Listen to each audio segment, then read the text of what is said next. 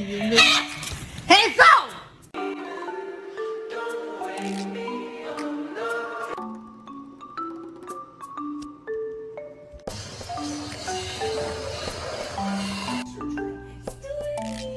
Now, once we get in there, we can decide.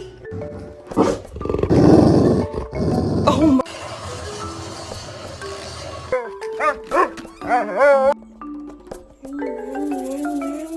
Yeah.